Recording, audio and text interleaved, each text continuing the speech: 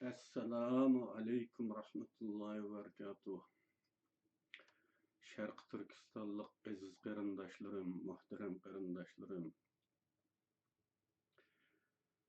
Dünyadaki kelmiş, ketmiş milletlerinin en baxtsız bolgan süýümlik milletimnin azalary. Yana bir qitim sizler bilen yüz görüşdügen Allah'a hamdülillah bolsun. Hemmeňlarga Allah'ın güzel salamları olsun. Bugünkü temamiz görünüp durgunudek teşkilat ve teşkilatçılık hakkında. Nəhayət uzun bir zamandan beri bu temini sözleyimiz dedik. Fırsat bolmadı. Başkalarını teximi muhim hesablap, teximi tahirsiz hesablap başka temalara gitip kaldık. Teşkilat ve teşkilatçılık temasını növbette biz duç kelavatkan krizis devrede, yani milletimizin beşiği keladigan ve kelgen kısmetlerinin içinde bugünkü kısmetlerimiz en yukarı pelle değişkin buludu, ama yana kördigan günümüzün bağlılığını unutup kalmasak buludu. Muşundaq bir günlerde bu teşkilat ve teşkilatçılık mühim bir tema. Bu vaqtda bazı radyo ve videoluk söhbetlerde kısmen suallar soraldı ve men kısmenlikte cevabımı verdim. Şundakla bazı qarindaşlar bana Messenger'dan xat yazdı. Bu sualını sordu. Bazılar teşkilat kurmak ekanligi hakkında maslahat sordu, bu teşkilatni qanday qilsa qanday bo'ladi. Endi aldı bilen qarindaşlarga deydiginim, men bir teşkilatçı emas. Teşkilatçılık bir türlük karakteri o. Şahsının karakteri, micaz o. Onunda biri ammani üzüge mail kıldıgan karizma oluşu lazım. Karizma degen Uygurçada sürküç degen gapga to'g'ri keladi. Bu bir adamning suri, başkalarını eğmendirdigan, tatındırdigan sür ve başkaları bir işni degen vaqtida qarıştırıp onu rad qılanmay derhal qabul qilishga majbur bo'ladigan bir xil besim kuchi va shaxslar. Bu bunday bir xarakter bu. Liderlik xarakteri talab qiladi. Ko'chadagi har bir adam qilavasi bo'ladigan ish emas. Uni qilish mumkin, to'g'ri. 4-5 adamni bir yerga kelib buni bir tashkilotni qurdik deb jakalash mumkin. Ama u asli ma'nosi bilan tashkilot bo'lolmaydi. Şunlaşqa bu haqda bir az tafsilroq to'xtalishga tirishaman ve chalisi qolgan bo'lsa kelgusida yana so'zlashimiz mumkin. Buning uchun qarindoshlarning tema haqida, agar bu tema bo'lmagan taqdirda boshqa temalar haqida savollaringlarni yo'llashinglarni umid qilaman. Uzun tekstlar emas, savol. Mening talab qilayotganim savol. Ko'rib ayg'iga chiqib olmaydigan tekstlarni men ko'rolmayman. Xat ushaq. Onu o'qimoq bek tez. Shunlashqa savol so'rasanglar, biz bu temanimi va boshqa barliq temalarimizni to'liqlaymiz. Gapimizga kelsak, shu savoldan boshlayni. Teşkilat degan nima? Teşkilat bir maqsad uchun kelishgan kishilarning to'pidir. Ya'ni bir to'p kishi bir maqsad yo'lida birlik kelgan, to'plashgan kishilar teşkilatdır. Teşkilatning maqsadi nima? Teşkilat bir idealni, bir g'oyani, bir maqsadni ishga oshirish uchun qurilgan bo'ladi. Buning uchun teşkilatning funksiyasi nima bo'ldi? İdealini yoki g'oyasini tashviq qilib yeyish, tarafdor to'plash, ommani uyushtirish, ommani safarbar qilish, ommani qo'zg'atish.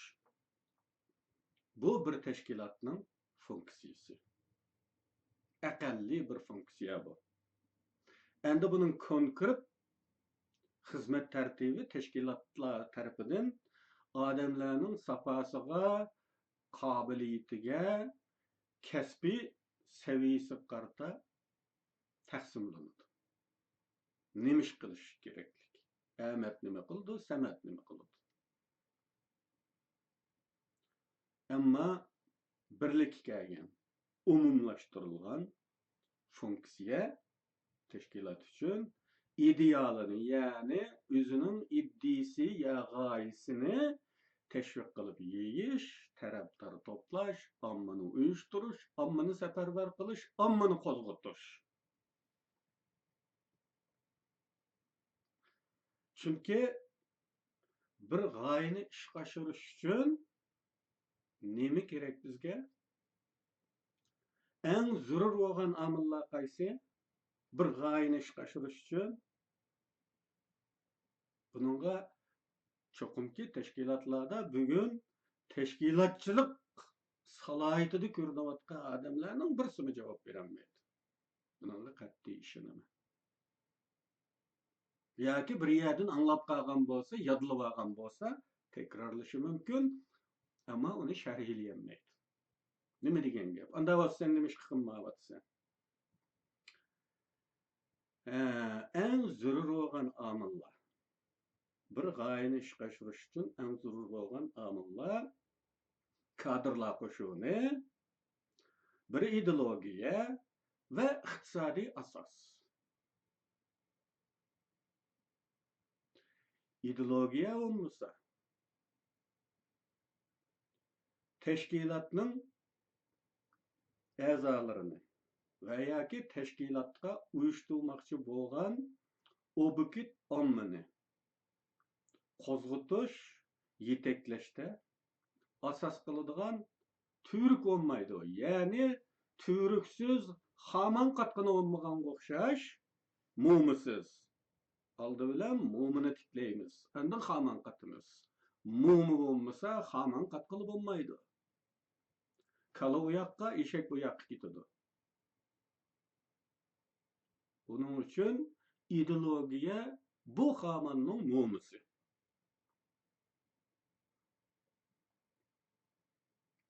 İqtisodiy asos bo'lmasa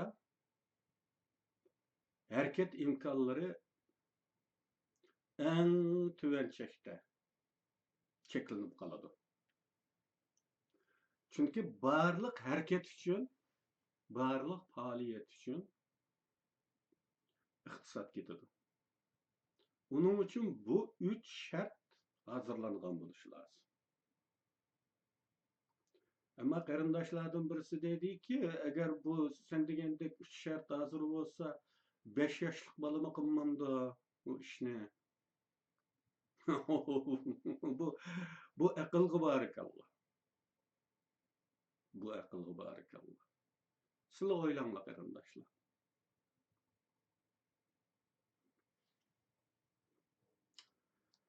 Uyg'urlarda tashkilot nomida ko'ringan teşkilatlarning mutlaq ko'pchiligi qanday bu qilib qilsalar tekshirib ko'radigan bo'lsak, uning tashkilot emasligi ma'lum bo'ldi. 50 yıllardan hazırgıç kelgen siyasi davaç atalgan yoki teşkilatlar siyasi davaç atalgan teşkilatlar yoki teşkilatçılar hiç kaçan ammını oygotmadı. Ammını hareketlendiremedi. Ammını seferber kılmadı. Vahalenki bir milletning azatlık hareketi bir top adamlar tarafından orundulduğun küçük iş emasligi tushunilmadi. Haş 4 adam bilan qilam da onu. O'ylab baqinglar. Ne kadar külkülük. Nimaligini bilmaydi teşkilatning. Nima qilish kerakligini bilmaydi u teşkilat qurish qoldiraydi. Anda bo'lsa kim bil qilsa bu kadar yo'g'on ishni, bu kadar cho'ng ishni kim bil qilmoqchi? 4 to'kilanma. Qurilgan vaqtida qanchadan bo'lsa, oxirida yana shu adam.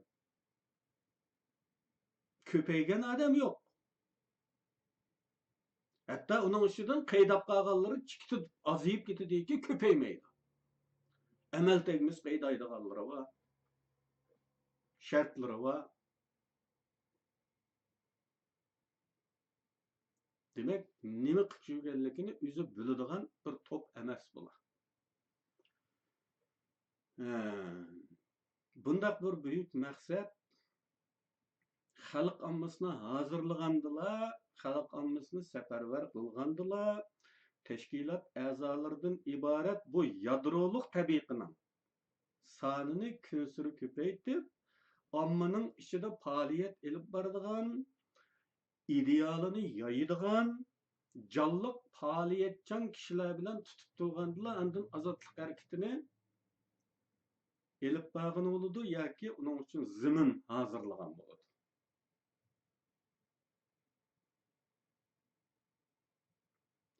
Hareketlendirilgen ammanın hemmesinin teşkilatka a'zo bo'lishi shart emas. Ama u bir ideal asosida uyushtirilishi kerak. Qo'zg'atilishi kerak. Safarbarlikka keltirilishi kerak. Her zaman ma'naviy jihatda, iddiaviy jihatda u mushu g'oya uchun tayyor holatda bo'lishi lozim. Eğer kerek tepilganda, ammanın küçü kerek tepilgan çağda hurra desi manadagan haletki kelişi lazım. Ammanın içinden yadroluk kişiler, teşkilatta yadroluk rol oynayan kişiler teşkilat tarafından tatılış gerek merkezge ve ular kabul kılınıp teşkilat kengeyiş gerek ve o teşkilat a'zolari ammanın içinde hareketleniş gerek.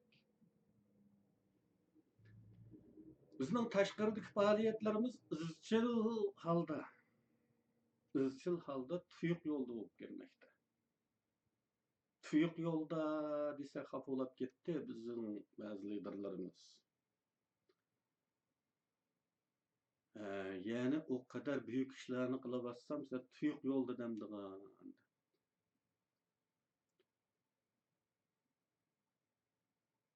Tuyuq yo'lda ekanligini biz ilgari jiq yozmishlarımızda yozdik. Maqolalarda, kitoblarda. İnidan, bo'yidan o'lchab, uning tuyuq yo'lda ekanligini isbot qildik.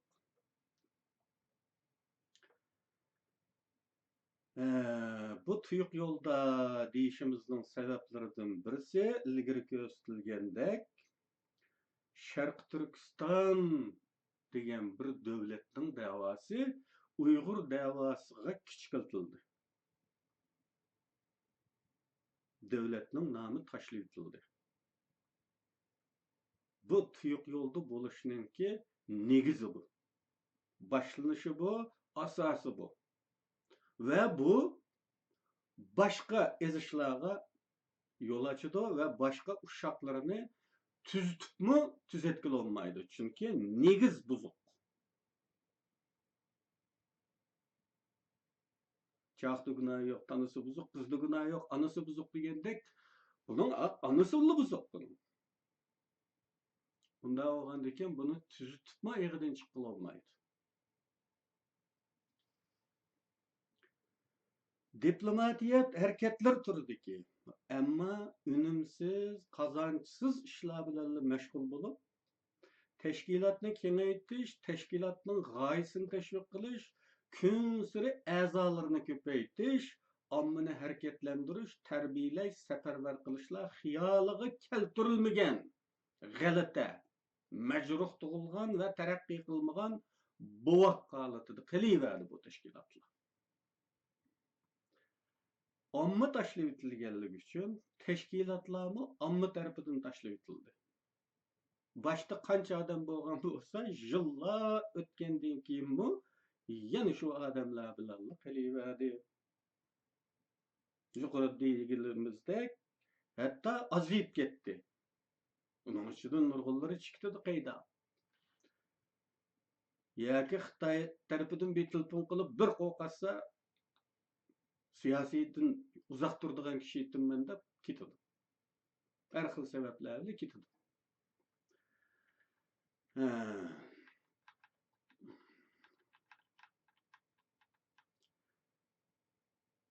Teşkilatlarning yana bir qilmisi bo'lmaydigan ish shuki, ta'siri bor kuchlarni, o'rni muqim kuchlarni, shaxslarni qo'lga keltirish. Bu haqda Hitler Natsist partiyasining hokimiyatga chiqish arifasida belgilagan nishon o'rni muqim kuchlarning qo'llashini qo'lga keltirish. Shundoq konkret ta'riflangan. Quruqlik armiya, rais jumhur va cherkov.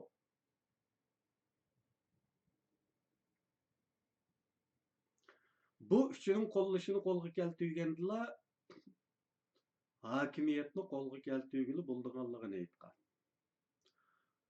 Savollarga javob berilgan bir videoda deb o'tdik. Ikki kuch orasida hokimiyat talashish bo'lganda hamon olimlar, jamoat arboblari, boylar umuman chaqiriq kuchiga ega shaxslarni qo'lga keltirish urinishlarining bo'lganligini bir talashish bo'ladi. Bundaq odamlardan birini qo'lga keltirishning hatto ba'zi hollarda bir shaharni istilo qilganga barobar keladiganligini deb o'tgan edik.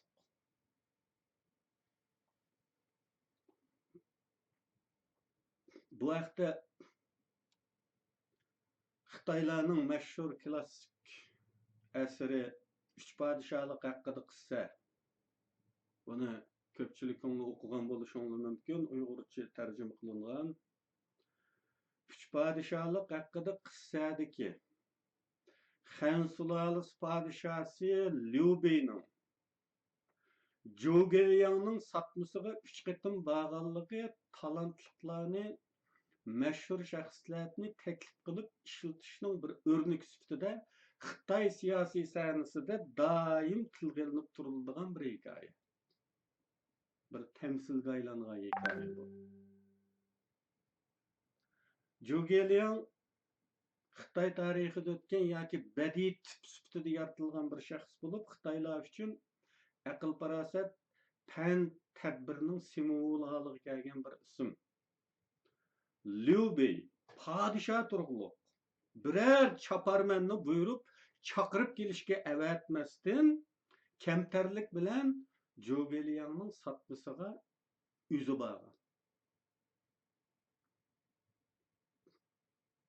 2 qatim rad qilingan. Hatto podshohning oldig'imi chiqmasdan satmaning ichida turib taklifni rad qilgan. Shunda bo'lishiga qaramay 3-chi qatim yana borgan. Bu hol podshohning kichik beyilligining, bilimliklarga naqadar ahamiyat berdiganligining timsoli bo'lib qoldi. Shuning bilan Zhou Liang podshoh bilan birga ishlashga qo'shilgan. Kitobni o'qigan bo'lsanglar bilasizlar, uni bosh vazirlikka tayinlagan. U fan tadbirlar bilan Liu Bei'ni nayt köp galbelerge eriştirgen. Zhou Geliang degan Xitayning tarixida ta bugungi kungacha bir temsil adam. Yani temsil obraz. Aqlliqning, donolikning timsoli. Xitayning nurg'un turaqliq iboralari var bu Zhou Geliangning ismi keçiladi. Sengi Choupejiang, Seygo Zhou Geliang degandek. Teşkilatçı ta'siri bor shaxslar bilan ko'rishish, o'ziga tortish, hech bo'lmasa maslahatini, bo'lmaganda tanqidini anglash. Teşkilatning zo'rayishiga foydali bo'ladi. Agar bu teşkilatçı riyakor, nima qilayotganini o'zim bilmaydigan biri bo'lmaganda, Liu Bei'ning qiyig'inidek qila oladi. Bo'lmasa uning maqsadi ma'lum g'oyani amalga oshirish emas, faqat o'zini to'rda ko'rishdan iborat bo'lgan bo'ladi. To'rda. Umuman bir teşkilatning tüpsüdülü tursa bo'ldi. Biz dedik yani qitim saylamga kunab qolgan odamlar bor bizda, saylamga. Bir narsaga saylanmasa chidab turolmaydi. Hayoti o'tmaydi go'yo. Ve osmondan tashlab etgandek bo'ldi, yashayolmaydi. Uning uchun bir tashkilotdan chiqarib etilgan taqdirda cho'qim yangisini qurib, uning tüpsiga chiqish kerak. Bu bir g'oyadan ko'ra o'zini kun tartibida tutish uchundir. Ya'ni gündemde tutuş Türkçesi. O'zini gündemde tutish uchun qilinayotgan tirishchanlikdir bu. Uning g'oya bilan bir aloqasi yo'q. O faqat vosita uning uchun. O faqat pellempe uning uchun. Ash to'g'ri chiqadiganning pellempeyi. Uningda g'oyaning bo'lishi mumkin emas. Umuman bir narsaga saylanib tüpsiga chiqish lozim. Reis ulash lozim. Uningsiz chidab turolmaydigan saylamga kunab qolgan shaxslar. Uning uchun qanday qiladi? U odamlarni tanlamaydi. Uningga u odamlarning kim bo'lishi qat'iy nazar. Hatta munofiq deb danqisi bor odamlar olsin bo'laveradi. Santoshsa odam avsilli bo'ladi. Chunki baribir u odamni qurultaydan keyin zaten o'ylariga taqab ketadi. Ularga ish yo'q. Va ularga ish bo'raydigan ishning nimaligini o'zim bilmaydi. Unda bo'lgandan u odamlarningki kim bo'lishi muhim emas. Faqatla qurilish murosimiga qatnashib bersa bo'ldi. Undan keyin uning vazifasi tugaydi. Bu faloniyaning falon nimasi, faloni tashkilotning raisi degan atnillam asa o'tirdi, yugurib yurib o'zini kun tartibda tutadi. Shu kun tartibda turish uchun qilinayotgan bir urinishdan iborat. Endi Uyg'urlarda tashkilotlanishning qiyinchiliklari.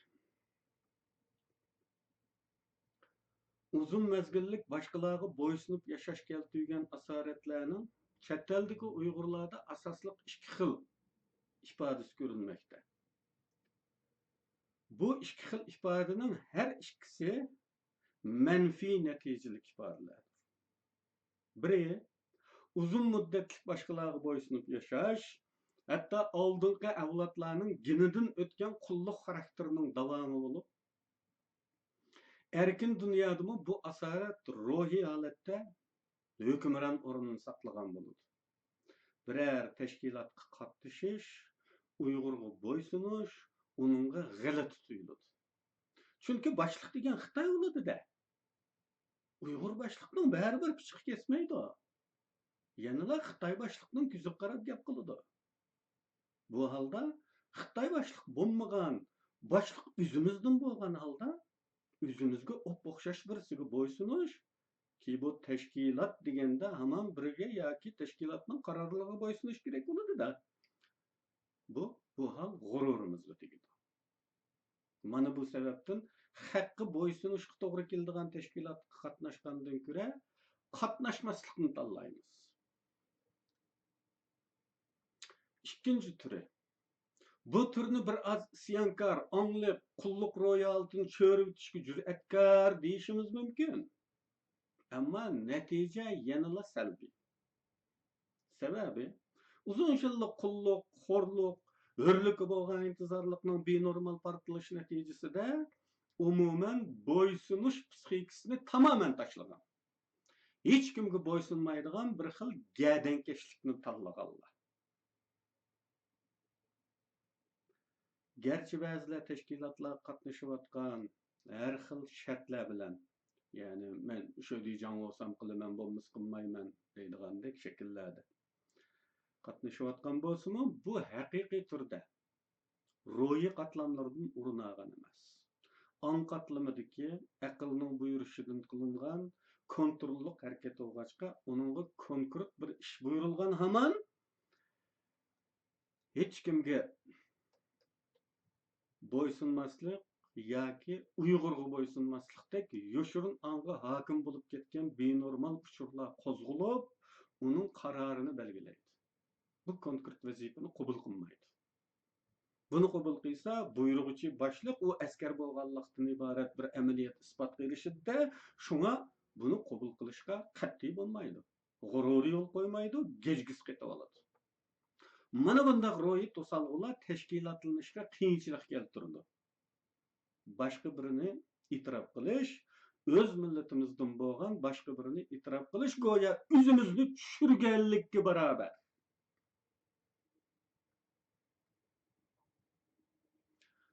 Oldingi bir videoda deganimdek, bizda u qadar vangshuji to'la. Har bir Uyg'ur o'ziga birdan vangshuji. Ya bizning bunday cho'lponlarga havas qiladigan odatimiz yo'q. Ya bilimliklarni o'zimizdan bilimliklarni e'tirof qiladigan odatimiz yo'q. Tamamen sodda xalq e'tirof qilsa-mu, az to'la o'zini birinin biladigan hisoblaydiganlar o'zidan sal ustunroqni e'tirof qilishga qat'iy unamaydi. Ya men qilib ishni biladigan tursam, uni e'tirof qilsam men undan kichik bo'lib qolmamdim deydi. Bu haqda nurg'un aqliyalar bor. Tarixdan kelayotgan donolarning degan nurg'un gaplari bor bu haqda. Agar bir inson haqiqiy bilimli bo'lgan vaqtida o'zining bilimsizligini bayqaya oladi. Hech nima bilmaydiganligini dadil talaffuz qila oladi. Bilimliklarning xarakteri bu. Mana bunday ro'yi to'salg'ular tashkilotlanishga qiyinchilik keltirdi. Ong qatlamida xuddi parnikda o'stirilgandek hosil qilingan vatanparvarlik, millatchilik, bo'libmi musulmonlik yetarli emas.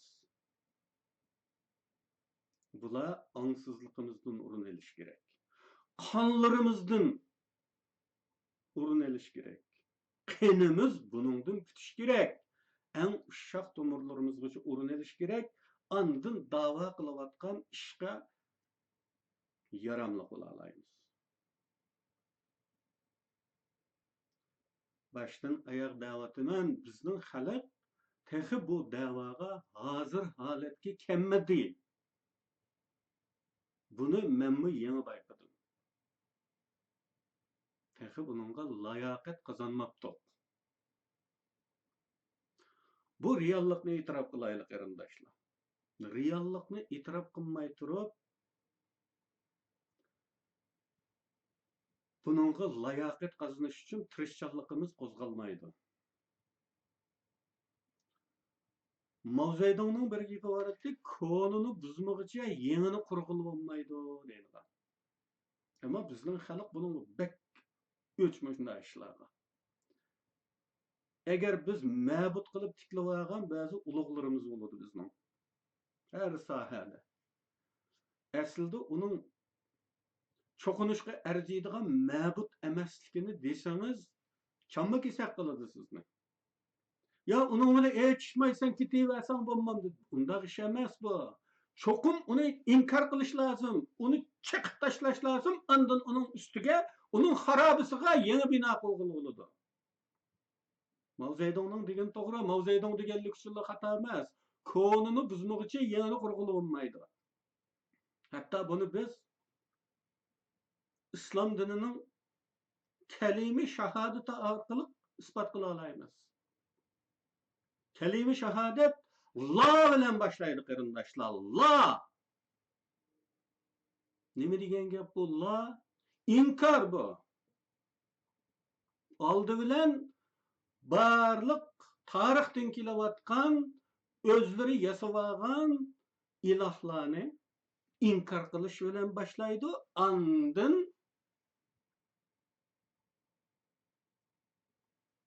Allohdan boshqa iloh yo'q. Andin Allah'ın tiklaymiz onun o'rniga. Barliq ilohlarni la deb inkor qilamiz. Hiç ilahlar yoktur ki Allah'dan başka. Bu cümlenin üstü tercümesi bu şekilde. Aldı bilen ilahlar yok deb burunqi ilahlarını red qilamiz. Andın Allah'dan başka deb birla Allah'ını itiraf qilamiz. Demek konunu buzmoqcha yangini qurg'ili olmaydi.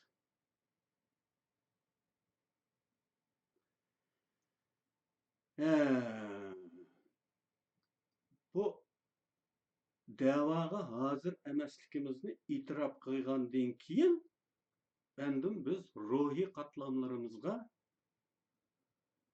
bu g'oyani, bu orzuni her zaman singdirishga tayyor holatda kelamiz.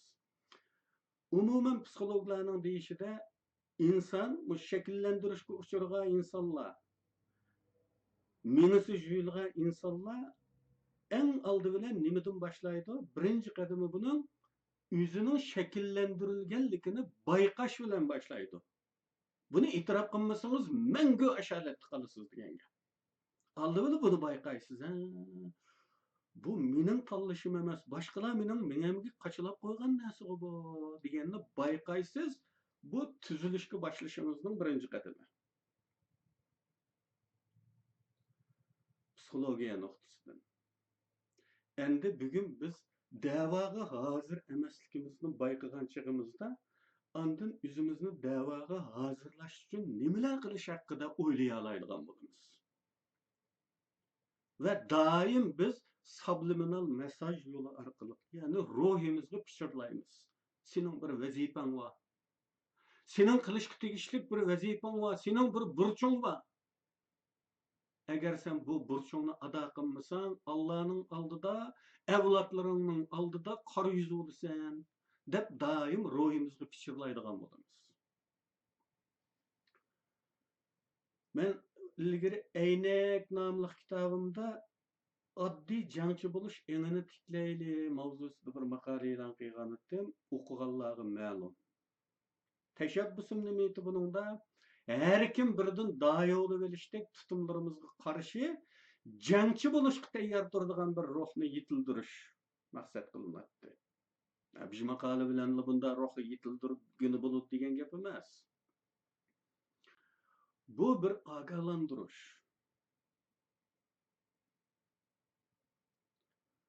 Biz mas'uliyat degan tuyg'umiz bo'lmaganligi uchun tögü çıkıveriş kaldırayımız. Çünkü çıkıversaklan bo'ldi, o'zimizni kun tartibda tutsakla bo'ladi. Mas'uliyat haqida hech narsa bilmaymiz yoki o'ylag'imiz kelmaydi. Agar biz mas'uliyatni biladigan bo'lsak, buni bir-birimizga o'tinimiz. Sen qil, men turay deymiz.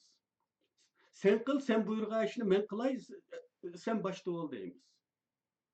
mas'uliyatni tushunmaganlik uchun uni talashimiz. Biz islom tarixini eslab baqayli. Ma din o'qigan dindarlarimiz obdan biladi. Bilermen ziyolilarimizning o kadar xabari olması gerek.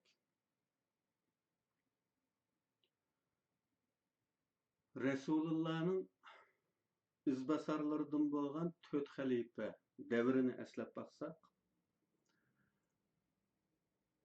Hazreti Abu Bakr'dan keyin xalifa oluşqa Ömerni tanlagan vaqtida Ömer aşında ret qiladi. Ya, kimni saylasangiz saylanglar, men shuningga bayat qilay, meni saylamanglar deb qachidi. Nima uchun? Mas'uliyatdan qo'rqqanlik uchun. Bo'lmasa shu atrofda, shu davrda, shu odamlarning ichida Ömer'danmi bekrak salohiyatlik odam yo'q. Unisi aniq. Shunlashqa hamma odam Ömerni da'vat etdi, lekin Ömer bilyotdiki, buning mas'uliyati bek og'ir. Chunki har kim padisidan mas'ul. İslamning hukmiga ko'ra, hadisning ro'yiga ko'ra har kim o'z padisidan mas'ul. Allah savol so'raqni o'zimizning padisi haqida so'raydi. Agar u oilaning beshi bo'lsa, uning oilasi uning padisi. Agar u bir shaharning beshi bo'lsa, bu shahar uning padisi. Uningdan hisob berdi u.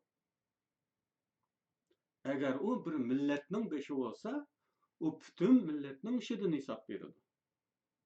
Ömerga o'xshash butun mo'minlarning, butun musulmon dunyosining beshi bo'lsa, u vaqt qanday bo'ldi? Butun musulmon dunyosidan mas'ul. Uningdan hisob berdi. Uning uchun Ömer deydiki, agar Iroqning bir cho'lida, Iroq qaya, Madina qaya, Iroqning bir cho'lida bir eshak, odam emas, eshakni da'vatadi. Eshak och qolib yo ussiz qolib o'lsa, Allah uning hisobini mendan so'raydi dedi. Chunki musulmon dunyosidagi musulmonlarning hisobilam emas. Shu musulmon tuproqidagi jimi jondarning, jimi jonliqning hisobi mendan so'raladi deb qo'rqyapti. Bizning bu qo'rqmaydiganlik botirlarimizning bek botirligidan emas, mas'uliyat tuyg'usining yo'qligidan. O'zi talashib to'riga chiqib olgan u ishning nima ish ekanligini o'zi tushunmaganlikdan uningga o qadar hirisman. Mas'uliyatdan qo'rqmaganligi haliqi bir tamsil bor-ku.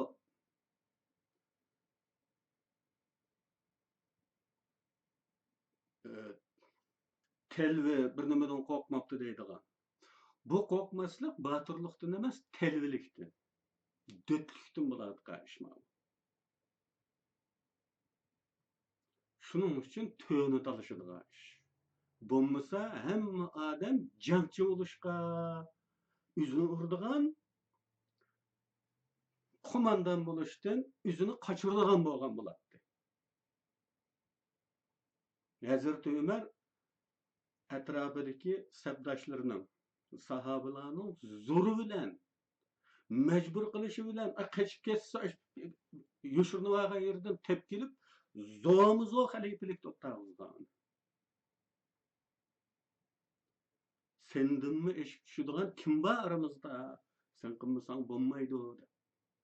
Shu vaqtda Ömer nima degan? Ömer bir shartim bor degan. Men qilay bo'libdi. Bu vazifani men qabul qilay. Ammo her biringlar men xatoga ketgan vaqtda yuzimdan yuzimga xatosimni ko'zimga ko'rsatmaydigan bo'lsanglar men qilmayman deb uning tanqid qilishini, tanqidiy fikr berishini shart qilgan.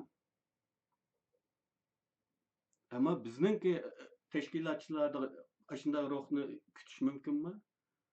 Ya, unda şart qilib sen çoqum men tanqid qilishing kerak, xatoga ketsam çoqum ayab o'tdamayman yuzimga deyishing kerak emas. Agar boshqa birisi xolis deb sog'an taqdirdimi, uningga jinoiy qalpoq kiydirdigan gap. Buning o'zi qanday to'g'ri ish qilgan bo'ldimi shunaqa qilib?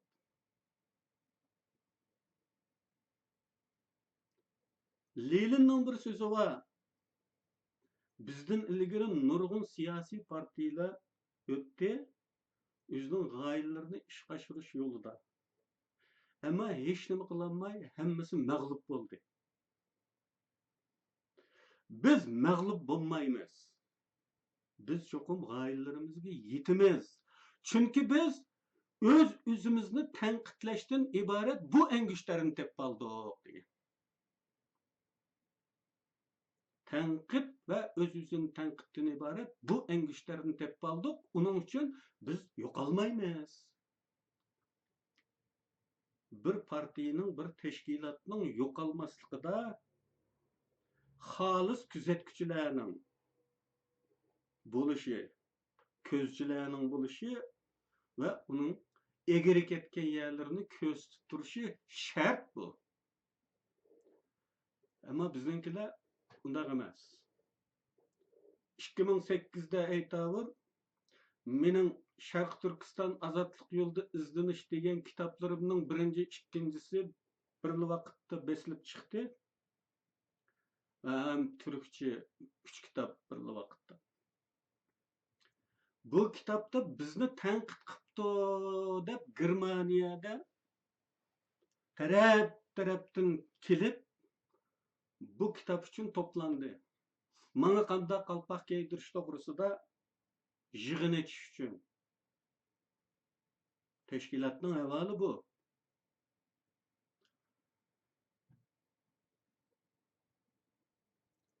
Bu yerda bilishga tegishli narsa nima desa, har kim o'zining ig'irligini bilmek lazım. Nasriddin Efendi haqida qissa degan kitobda Efendining tilidan berilgan bir so'z bor. Ömüçük turu to'qimoqchi bo'lsang, o'z ig'irligingni bil. U seni ko'taroladigan bo'lsin. degan. Bir tashkilotga qatnashayotganlar, vazifa talashayotganlar, to'y talashayotganlar, har kim o'z ig'irligini bilmek lazım. Men qancha sar kelaman degan savolni qo'ymak lazım o'ziga. Va shuning bilan angliq holda o'ziga yarasha rolni olish lazım. O'zi huddisdan chiqa oladigan rolni olish kerak har kim. Birer tashkilotning beshiga chiqib o'ltirib olish bitmaydi.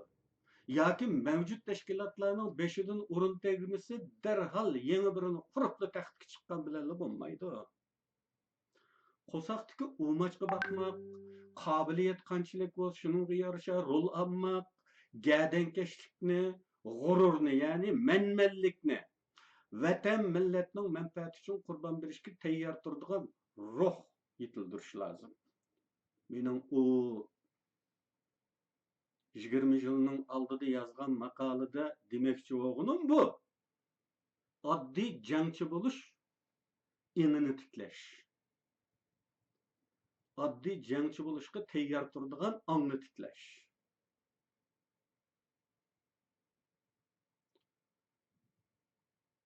Wang Shuji bo'lishga tayyor turadigan ong emas.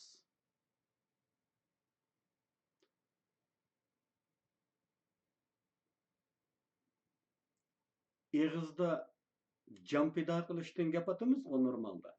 Vatan uchun jonim pido. Millatimiz uchun jonim pido. Amaliyotda manmanlikdan tushunmaydigan benormal ruhiy holat davomlashsa, ne tashkilotlanish, ne tashkilotning g'oyasini oshirish mumkin emas. Shunlashqa jonni pido qilaman degan u lopni qo'yib, oldi bilan o'zimizning manmanlikni pido qilib boqaylik. Andın teşkilat kuruldu. Andın o teşkilat iş kıladigan bo'ladi. Ko'rinib turibdiki, qayta shakllantirishdan o'tgan ruhimiz har ishimizga salbiy natijalarni olib keladi va kelyotidi. Buning uchun tirishib o'z-o'zimizni isloh qilishga, o'zgartirishga ong qatlamlarimizda, og'zimizda, ong qatlami degan og'zimizdagi gap u. E'tirof qilayotgan milliy ozodlik ideologiyamizni ongsizligimizgacha sindirib o'tishga tirishishimiz lozim. Qeniga singan huy deydigan bir gapimiz var bu. Süt bilen kirgen huy degan.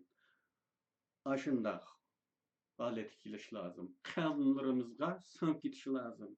Öceylerimiz sınıp gitiş lazım.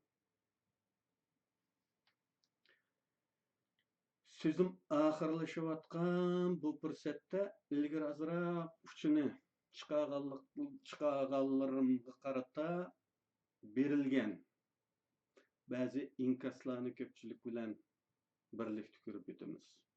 Bulardan biri sen degan shartlar tal bo'lgan ahvolda bu ishni 5 yoshlik bolami qiladi emasmi degan inkas.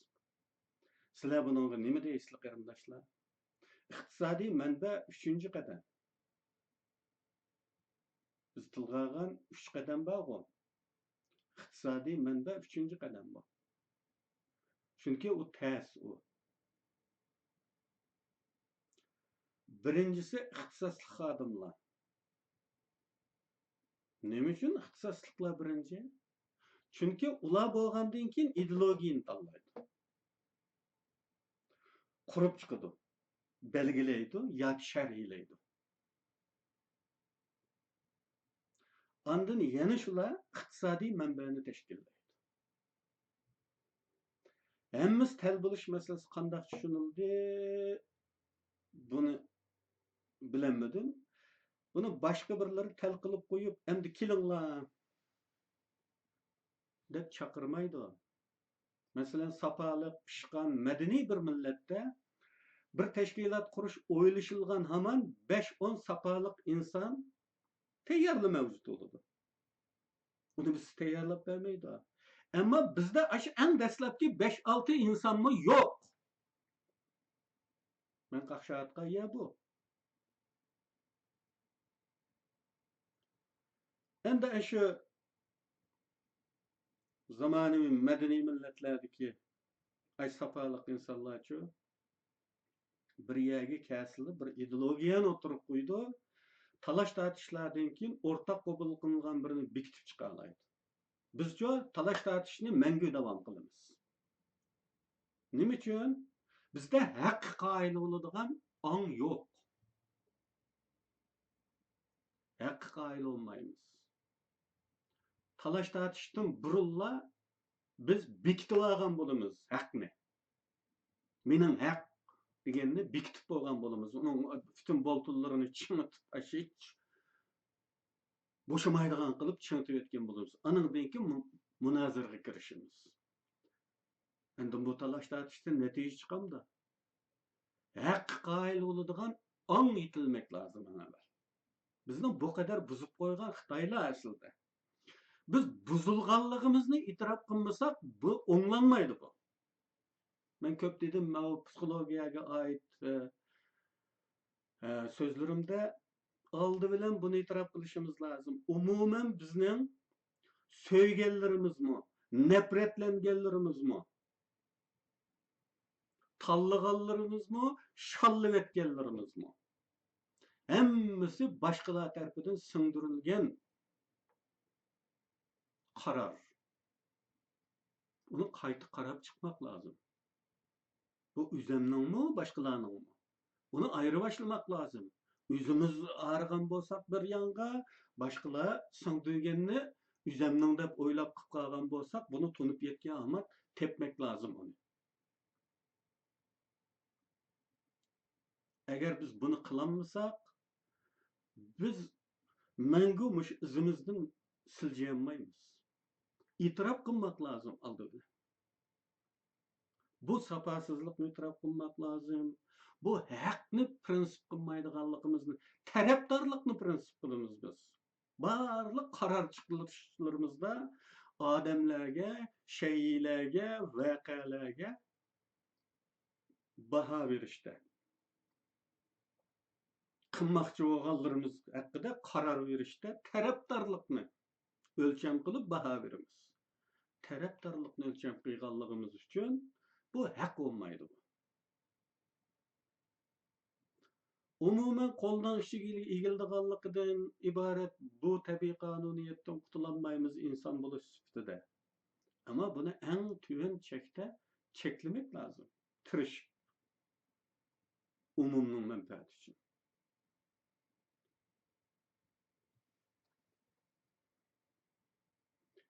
Endi bizda shu eng dastlabki yadroni hosil qiladigan 5-6 safoliq insonmi yo'qlikdan iborat.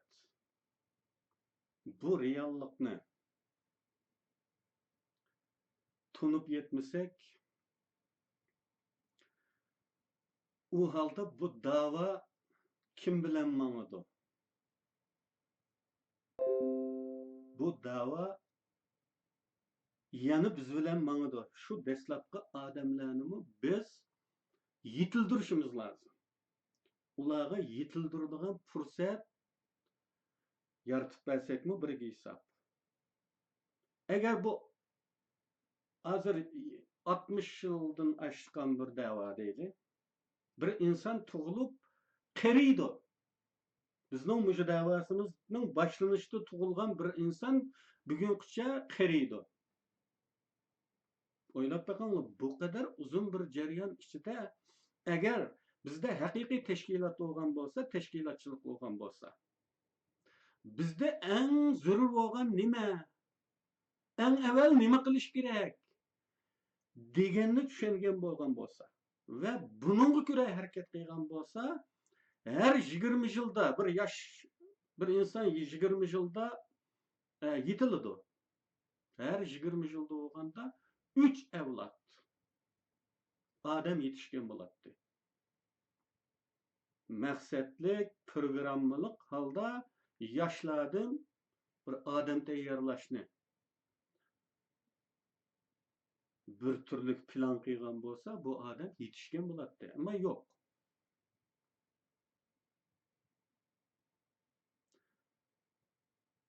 Mening aqimda 10 ming odam bor, mening aqimda 5 ming odam bor degan laplarga nima deymiz?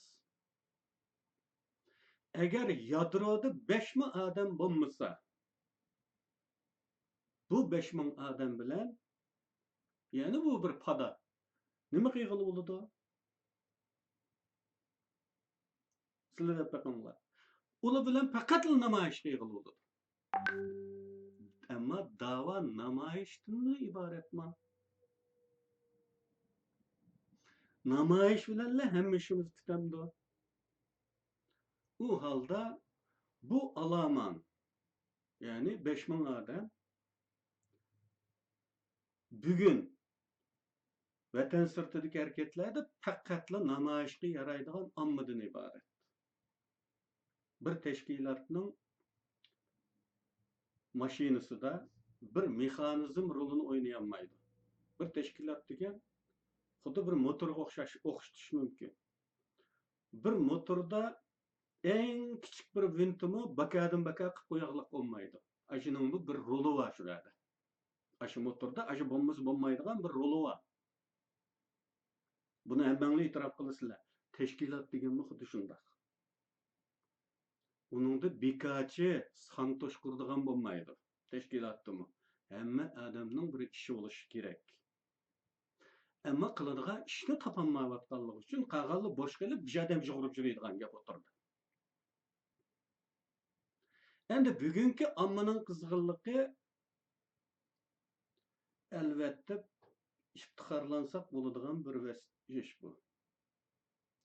Tarixda ko'rilmagan bir qizg'inlik, bir vatanparvarlik. Ama bu vatanparvarlik mecburluktan kelib chiqqan bir vatanparvarlik bo'lish bilan birga zaten ommaning qizg'inligi deyilgan qizg'inlik her zaman vaqt xarakterlik bo'ladi.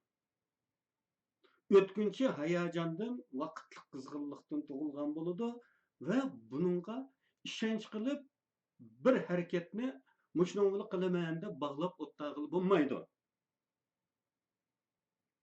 Yanıla teşkilat ve teşkilatның yadroluk adamları bo'lishi lozim.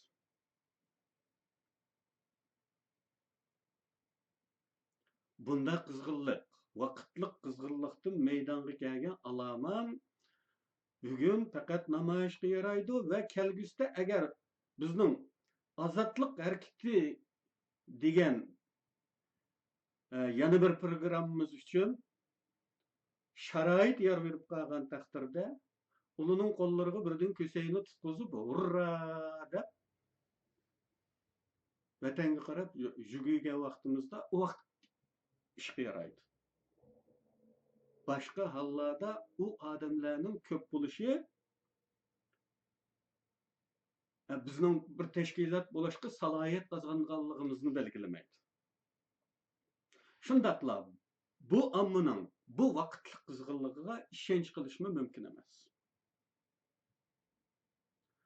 Ommaning istixiylik holda qo'zg'alib qolishi, birdamlik hayajonning mahsuli bo'lganligi uchun, angliq bo'lmaganligi uchun u kichikgina bir sabab tufaylidan kutukka aylanib ketishi mumkin. Dal shunday bo'lganligi uchun tashkilot zaruriyat ve bu teşkilat davamlıq halda ommaning ichida faoliyat elib berishni o'zining tashkilot bo'lishdagi asosli funksiyasi qilishining sababi bu. Ommaning ichida davomliq harakat qilish kerak, davomliq tashviqot qilish kerak, ommaning u qizg'inligini ma'lum temperaturada tutib turmak lazım. Bo'lmasa omma degan bir qiziydi, bir suviydi, tugaydi. Tashkilot uning uchun kerak.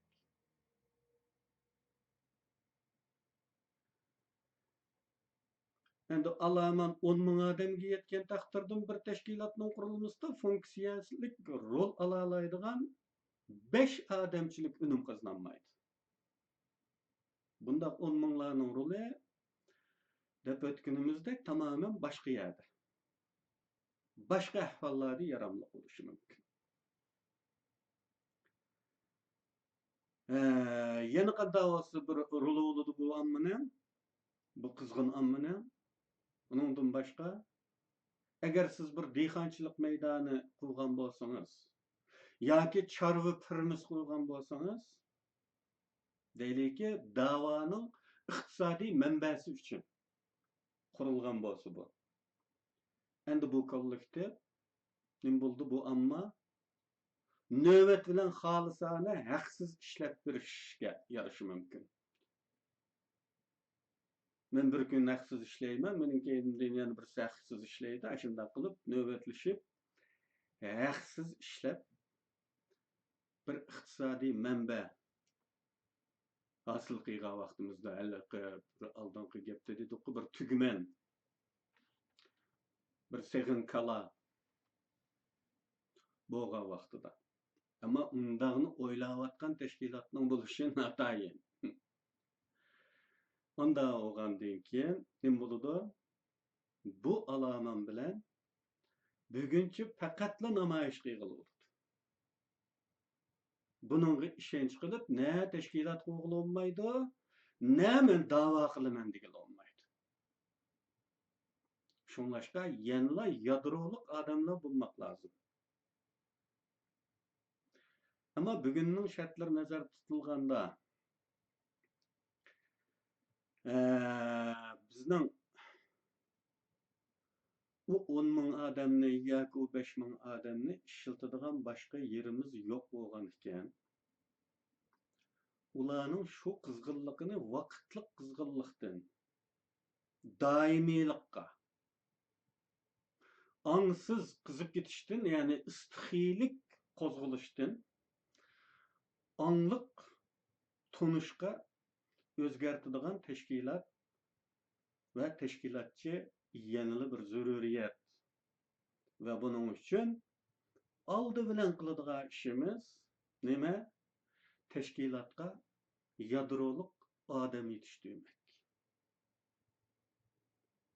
agar u yetishib ketib qolsa, mening to'rdagi o'rnimni tatib oladi deb shum o'ylagan vaqtimizda bu davoni qiyg'ili bo'lmaydi.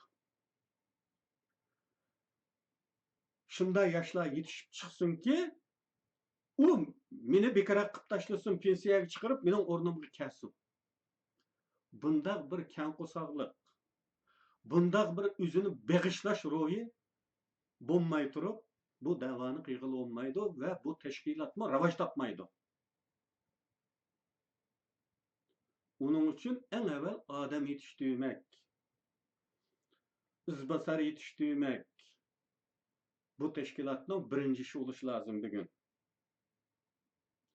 Chunki bu bugun bo'ladigan va bor bo'lgan tashkilotlar bilan bu da'vo mangmaydi.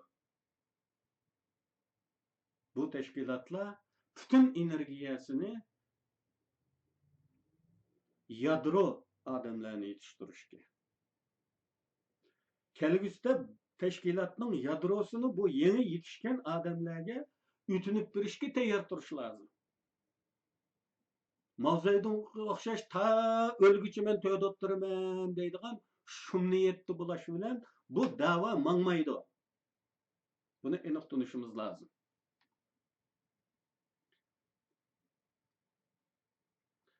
U halda bugun nimalarni qila olamiz? Buni o'ylamoq lozim. Ya'ni bugunning shartlari bizning imkonlarimiz nuqtasidan qila oladiganlarimiz qaysilar? Qila oladiganlarimiz. Qilmasa qat'iy bo'lmaydiganlar qaysilar? Cho'qim tirishib, turmush qilmasa qat'iy bo'lmaydigan ishlar nimalar? Buni so'ramoq lozim. Bularni ayirib boshlab chiqmoq lozim va buni konkret shaxslarga taqsimlab, vazifani bekitib, ijroga qo'ymoq lozim. Hozirgacha tashkilotlarda bundaq bir ahvol ko'rilmadi. Yig'in va tarqalishdan iborat ishga harakat. Andan bir liderning o'tirdi paloqishib yurib, ancha-muncha matbuotlarda ko'rinishi va buni da'vo demakdan iborat. Va bizmi hech nima ko'rmagan sahralik degan o'xshash bir xalq bo'lganligimiz uchun hech nima ko'rmagan mushundaq ishni da'vo demakdimiz, ish demakdimiz. Qarindoshlar, bu ish emas, da'vomi emas. Eng avval buni tushunaylik. Ashundaq qilib aldash kichik bola yaxshi degandek bizni aldasa, ish qilayotganligiga bizni ishondirsa, ma'qul deb ishonmaydi unga. Ish emas u. Bir ministr bilan ko'rishmak, bir poz verib rasmga tushib olmak qandaqsiga ish? Qaysonlar deb beraysizlar? Endi salmoq o'tirib o'ylab beqinglar. Aşı ishdan, aşı ishlayotgan shu bir rasmdan nima chiqadi? Foydasi nima uning? Ya bu qadar amaliy ishni o'tirib qilishga tegishli. Ammo uning bilan nomi chiqmaydi faqat. Namsiz qahramon bo'lish ro'yi bo'lmay turib bu da'voni qiyg'il olmaydi. O'zining shaxsiy shuhratparastligidan, shuhrat xirslaridan, tamollaridan, mansabparastliklaridan voz kechishga tayyor turgan odamlar bu da'voning beshida o'tirdi ekan, bu da'vo mangmaydi. Va shundaqlar yetishgan odamlarmi bu yerda vazifa ololmaydi. Va bular bilan birga bu yerda ishlashga mumkinchilik bo'lmaydi. Endi bu da'vo mangu ashaliqinda bu yerdan jug'urib yurgan, qag'alli majlisni ichib taqig'an o'shundan iborat bo'lib qoladi.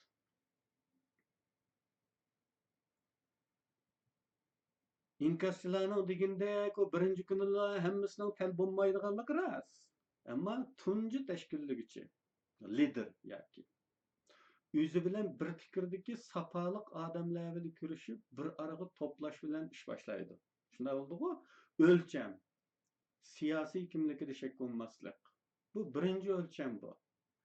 Ammo biz sonni ortish uchun o'tirdi munofiq degan nomi va odamlar bo'lsin karimiz yo'q-da. Qarab bakinglar tashkilotlarga. Men tunimasam yana biz tunaysizlar. Yana biz tunamagan yana biz tunaydi.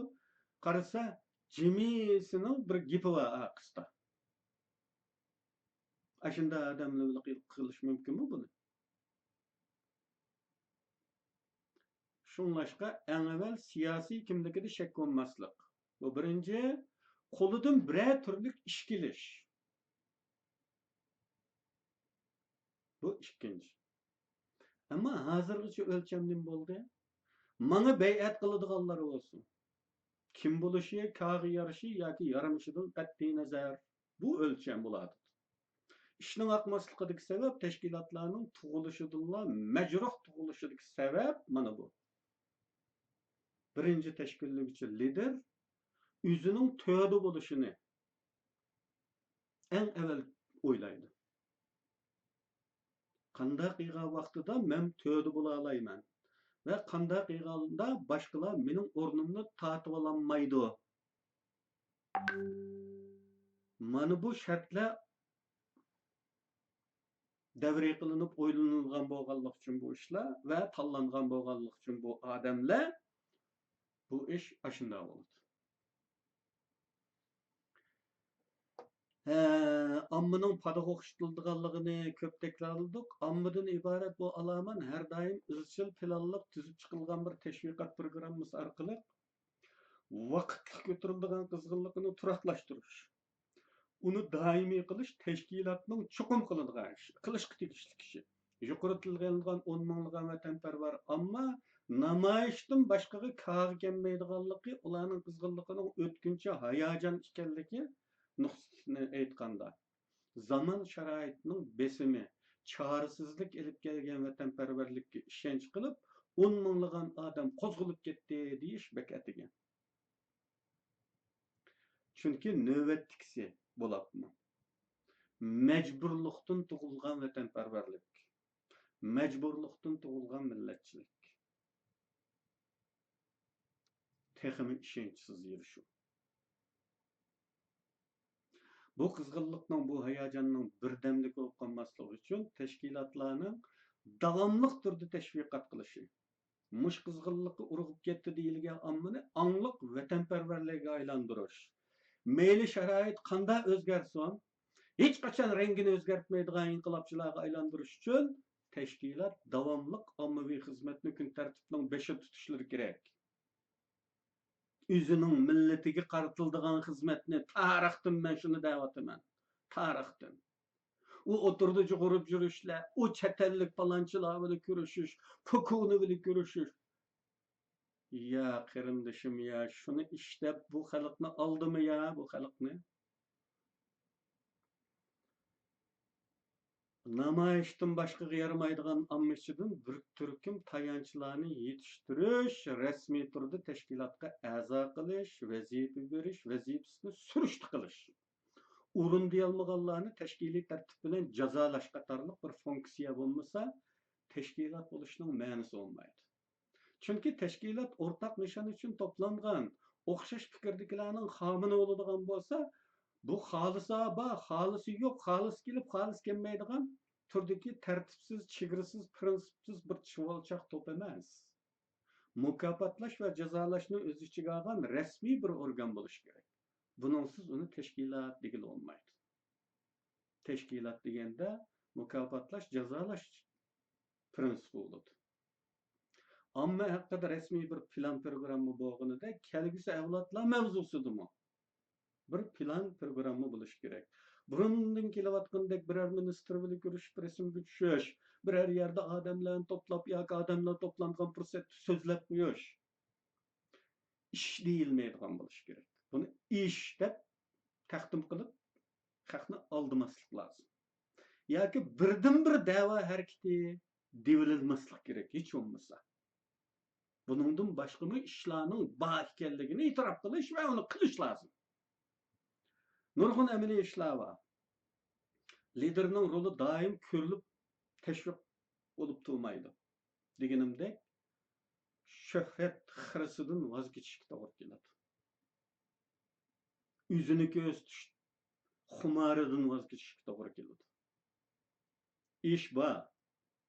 Ammo ko'rinib turmaydi u ishning bo'layotganligini va uning aqsida rolni tutquchi palonchi deganni haq bilib ketmaydi.